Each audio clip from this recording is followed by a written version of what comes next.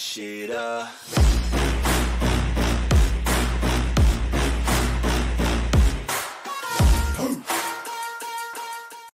What is your profession?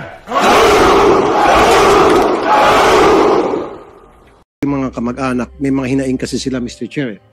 So, I would like to hear the side of the relatives, yung kanilang hinaing nung from the start na nawawala yung kanilang relative up to the time nung eto na nga na nakita na yung sasakyan na may dugo at identified na sa kamag-anak ng blood. Sino pong gusto magsalita? But excuse me, Senator Tulfo. Before we give the floor to the parents, gusto ko lang malaman ng lahat na yung si Jeffrey Magpantay ay nagpadala ng sulat dito at sabi niya hindi daw siya makarating dahil wala daw sa kondisyon yung kanyang abogado, may dinaramdam daw at nawala yung vaccine card niya. Pero next meeting daw, dadalo daw siya. So, next meeting, dadalo talaga ito dahil isyuhan natin sa pena eh. Ibig sabihin, Mr. Chair, masama ang pakiramdam kanya abogado. Hindi siya may masamang pakiramdam. Hindi siya. Yung abogado niya may masamang pakiramdam. Kaya hindi daw makasama sa kanya dito. Takot siya pumunta na wala kasama abogado. But next hearing, pupunta daw siya. So, yes, go ahead, Senator Tulfo. Sino pong gustong magsalita? Si Ching Ching na sister or si Nanay Rosario? Magandang umaga po, sir. Ang lagi ko lang naman hulong hiling ay yung magkaroon ng linaw ang pagkawala ho ng aming anak. Dahil 4 na buwan na ho, ngayon nung susunod na buwan, halos 5 buwan nang wala ho kaming alam. Wala ho kaming alam kung nasaan talaga siya. Kahit ho medyo nakikita at nalabas yung mga balita na ganito ang nangyari sa kanya. Pero wala naman ho kaming nakikita o nalalaman kung nasaang lugar siya, kung saan siya dinala, kung ano ho ba talaga ang nangyari sa kanya. Wala ho talaga kaming alam. Yun lang ho, sir, ang lagi namin hinihiling na magkaroon ho ng linaw ang pagkawala ho ng aming anak. Nung pong mga unang araw na nawawala ang inyong anak at kayo po'y lumapit sa PNP, ano naman po yung naging sitwasyon? Paano naman po tinanggap ng PNP yung inyong reklamo? Nung kinabukasan po ng pagkaalis niya, nung gabi po, nagpasama po kami na hanapin namin doon sa lugar na sinabi ni Kat ng aking anak na nandoon siya, na doon yung punta niya. Sinamahan naman po agad kami nila kung saan po pwede namin siyang hanapin. Hanggang sa nagtuloy-tuloy po yung paghahanap, wala ho talaga. Hindi ho namin makita at wala ho kaming malaman tungkol sa pagkawala niya.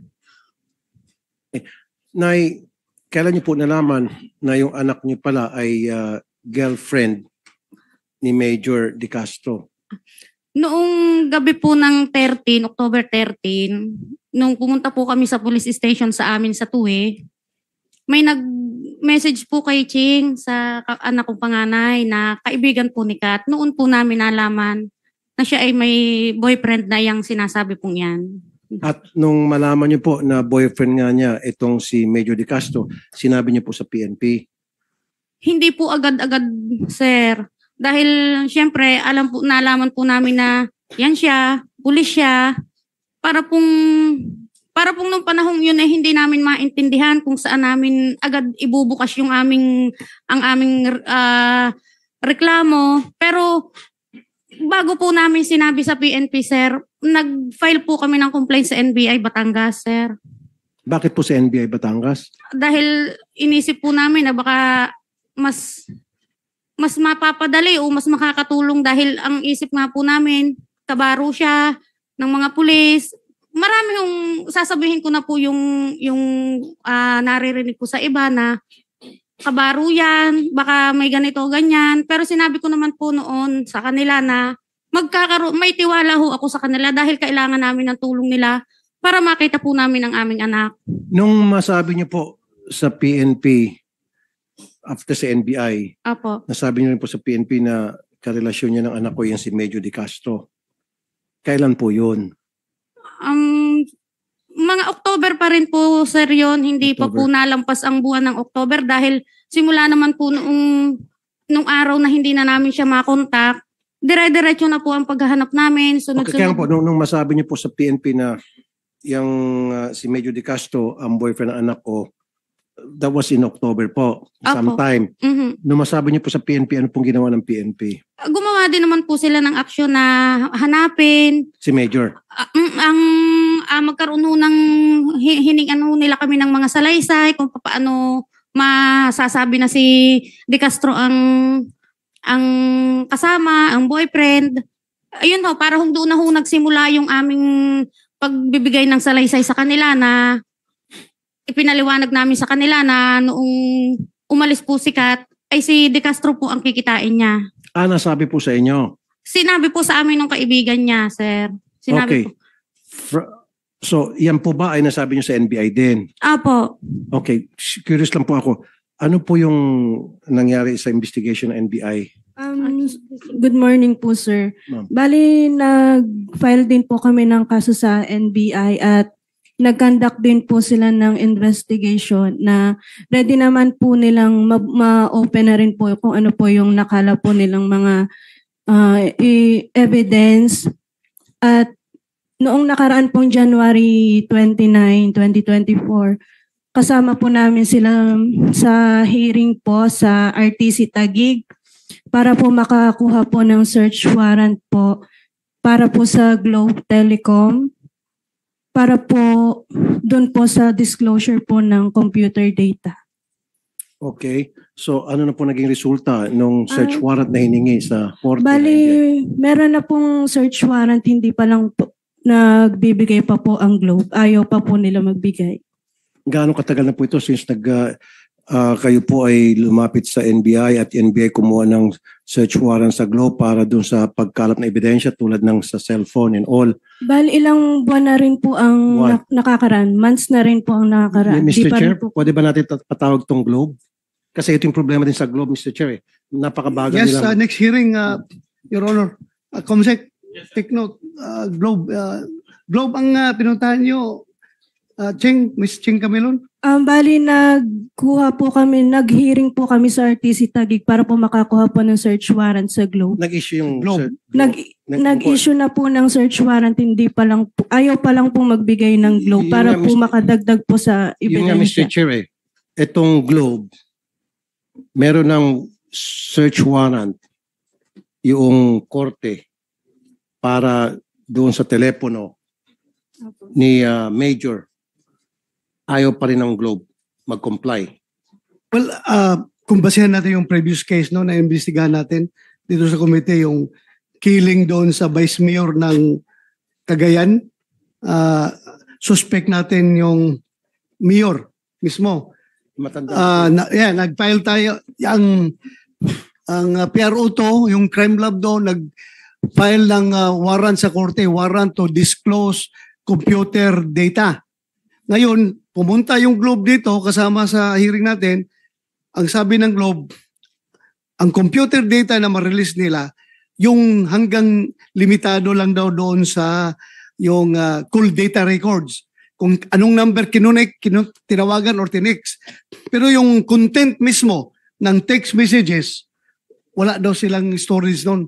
Hindi nila may release, wala storage. Pero hindi ako naniniwala. Hindi ako naniniwala. Maybe pwede natin patawag din DICT, Mr. Chair. Yes, pwede.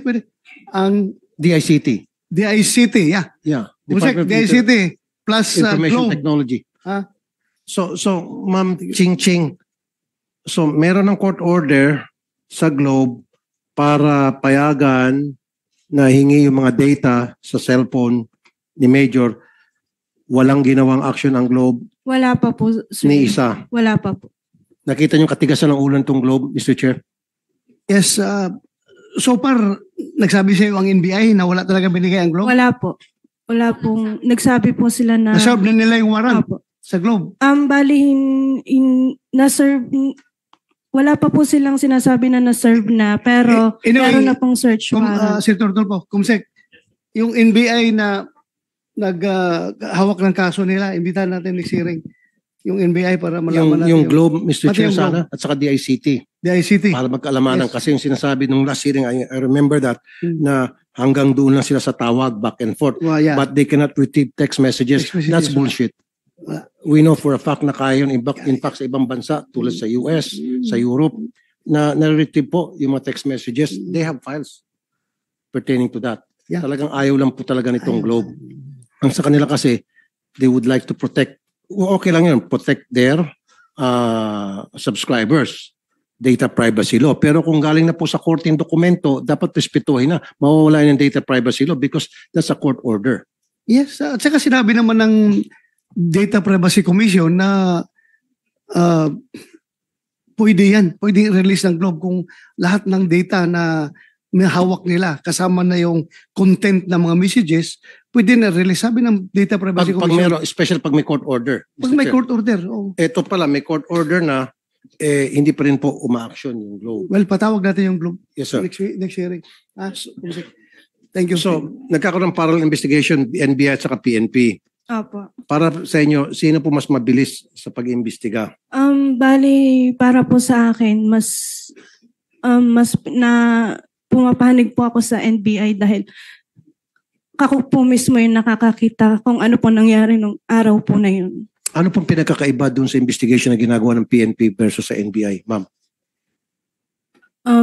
Bali, yun pong sa PNP, wala po akong nakikita na mga witness na sinasabi po na nila na nakakita po ng katawan po ng kapatid ko na nililipat. Kahit po yung hindi ko naman po sila ibinababa kasi tawag po dito. Kahit po doon sa pagkuha po ng DNA sample, wala man lang po kaming nakita na ito po yung picture ng dugo or yung hair strand po na sinasabi. Wala po kaming nakitang ganun. Pero yung sa NBI po, alam ko po na yun pong mga tao na involved po dito, sila po talaga. Okay, so in other words, mas thorough, mas mabusis yung NBI Opo. pag-imbestiga kaysa sa PNP. Mas satisfied kayo. Opo. Mr. Chair, marami na po kong kaso. Kanina sa opening statement ko, sinabi ko naman hindi naman lahat sa PNP loko-loko. Napakarami pa rin po mababait sa inyo sa PNP and I salute them because I have so many good friends in the PNP. In fact, may mga relatives pa ako sa PNP. However, yung bang may bulok na itlog doon, yung kabulukan ng itlog na yan, nahawaan po yung mga malilinis sa PNP. I have so many instances, in fact, meron pa pong kernel na involved sa crime. Pag pulis kasi ang involved, nagiging baby-baby ng investigation. Yung po napapansin ko sa Napolcom, siguro, you would agree with me. Pag PNP po, kapwa PNP ang involved sa crime or suspect sa isang krimen, ang tagal ng proseso. And I experienced that so many times, Mr. Chair. Sobrang lenient sila imbestigahan yung kabaro nila.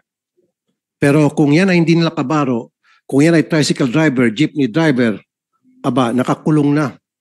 May kasama pang kulata. Pero pag police, naku, sobrang baby. Inaamo-amo pa. Lahat ng karapatan ibibigay. Of course, give him his rights. Pero naman, do your best to do your job. Just like what Ma'am Ching Ching said. Sa NBI, very thorough investigation. What is your profession?